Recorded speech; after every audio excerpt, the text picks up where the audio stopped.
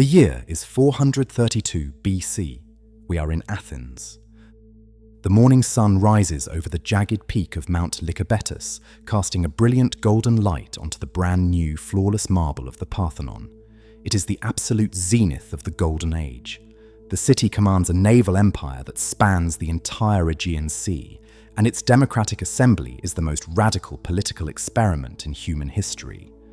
But we have a highly distorted, romanticised vision of this world. We look at the gleaming white temples and the open-air theatres and assume the entire society lived in public, bathed in marble and philosophy. The truth is entirely different. The true mechanics of ancient Athens, the extreme social control, the hidden wealth, and the rigid gender divides, were not engineered in the public squares. They were built into the very walls of the home. Using advanced AI trained on the archaeological excavations of the Athenian Agora, the remarkably preserved housing grid of the city of Olympus, and the surviving texts of Greek philosophers, we have completely rebuilt the domestic reality of classical Greece. We are going to walk through the unpaved streets and explore how the architecture of your house dictated your exact survival, your status, and your power. Imagine the claustrophobic, sun-baked mud of a craftsman's workshop, the intense architectural camouflage of an elite politician's townhouse, and a society so paranoid of jealousy that showing off your wealth was a dangerous political crime. Experience ancient Athens from the inside out. The journey begins in the cramped, chaotic neighbourhoods surrounding the central Agora. If you live here, you are part of the working class. You might be a citizen tradesman or a metic, a resident foreigner permitted to live in the city to conduct business. The streets here are a mess. Unlike the mathematically perfect grid cities built by the later Romans, residential Athens grew organically. The alleys are narrow, winding, completely unpaved, and lack any underground sewage system. You stand before your home. Do not picture grand stone columns. Your house is built entirely of plinths, sun-dried mud bricks resting on a low, rough foundation of fieldstone to keep the dampness out. The roof is made of heavy terracotta tiles. These mud brick walls are notoriously flimsy. In fact, the ancient Greek word for a burglar is oikos, which literally translates to wall piercer. Thieves in Athens rarely bother picking the heavy wooden locks on the front doors. They simply use a bronze tool to quietly dig a hole straight through the soft mud walls in the middle of the night. You step through the front door, which opens directly into your workspace. In this tier of society, the house and the street are completely fused together.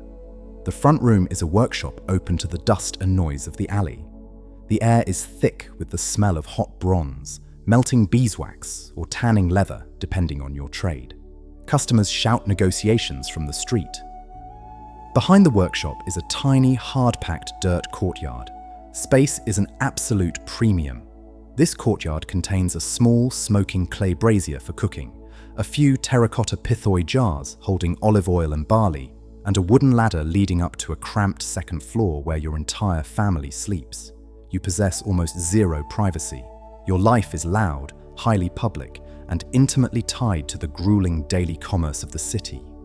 Because the interior of the house is small, dark, and suffocatingly hot in the summer, you live your actual life outdoors. But if you leave the metallic clanging of the artisan district and walk toward the more affluent neighbourhoods on the slopes of the Acropolis, the architectural reality completely, drastically shifts. You are approaching the oikos, the sprawling townhouse of an elite, wealthy Athenian citizen. From the street, you would never guess a rich man lives here. The exterior walls are entirely blank, covered in simple, unpainted stucco. There are absolutely no ground floor windows. In the radical democracy of Athens, where every male citizen is theoretically equal, building a lavish palace-like facade is a fatal political mistake. It invites the immediate, dangerous jealousy of the masses. It makes you look like a tyrant. Furthermore, flashing your wealth makes you a target for the liturgy, a system where the state forces the richest citizens to personally fund massive public projects, like outfitting a warship. So, the elite master the art of architectural camouflage. They build their homes to look as boring and humble as possible from the outside. But the moment you step through the heavy oak door and walk past the porter's room, the illusion shatters. You enter the central, open-air courtyard. The house turns its back on the city and looks entirely inward. The courtyard is lined with beautifully carved wooden columns resting on stone bases. In the center stands a small, smoking marble altar dedicated to Zeus Herkeios, the protector of the household boundary. The air smells of blooming myrtle and expensive, imported frankincense.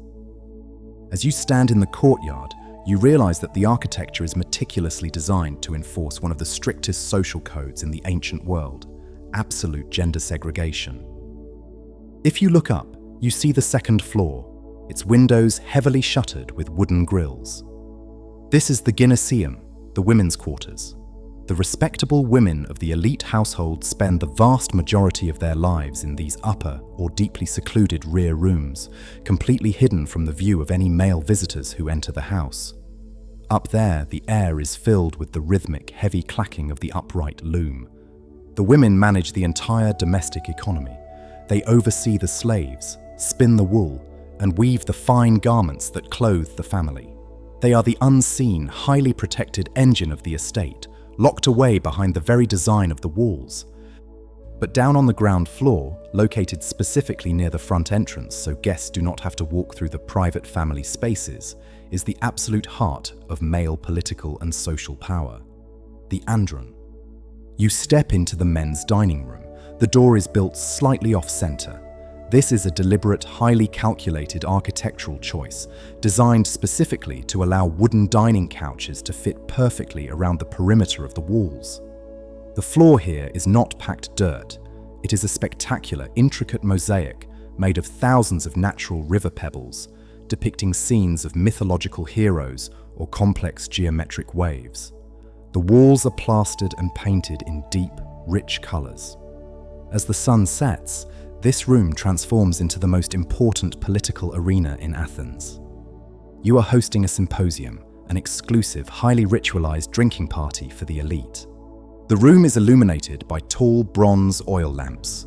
The men do not sit at tables. They recline on the wooden couches, leaning on their left elbows. In the center of the room sits a massive, beautifully painted ceramic crater. The Athenians considered drinking unmixed wine to be the mark of a barbarian. The master of the house, acting as the symposiarch, decides exactly how much water to mix with the wine tonight. He dictates the ratio to maintain the perfect balance between high-minded intellectual stimulation and eventual intoxication. Reclining on these cushions, holding shallow, wide drinking cups called kylixes, the men engage in fierce philosophical debates, recite epic poetry, and, most importantly, forge political alliances. While the Democratic Assembly on the Nix Hill is where the votes are cast, the andron is where the real decisions are made. This single room, hidden behind a blank mud wall, is where the elite consolidate their power, completely insulated from the gaze of the poorer citizens. The ancient Athenian home was not a peaceful retreat from the world. It was a highly calibrated machine designed to navigate it. Your house was a physical manifestation of survival and strategy. If you lived in the crowded artisan blocks, your home was porous, bleeding into the street, forcing you to engage in the chaotic democracy of the Agora every single day. If you owned the elite townhouse, you utilized architectural camouflage to hide your immense power, masking your wealth behind unassuming stucco to survive the scrutiny of the crowd. The courtyard provided the light, the upper floors protected the women, and the pebble-floored dining rooms secured the alliances that ran the empire. The Athenians understood that true immortality belonged to the gods, which is why they built the Parthenon out of perfect marble designed to last for eternity. They accepted that their own homes of mud and timber would eventually dissolve back into the earth. But the brilliant, complex society managed inside those simple, vanishing walls forged the absolute foundation of the modern Western mind. This video is brought to you by the Paladin Learn History app. Scan the QR code to learn more history.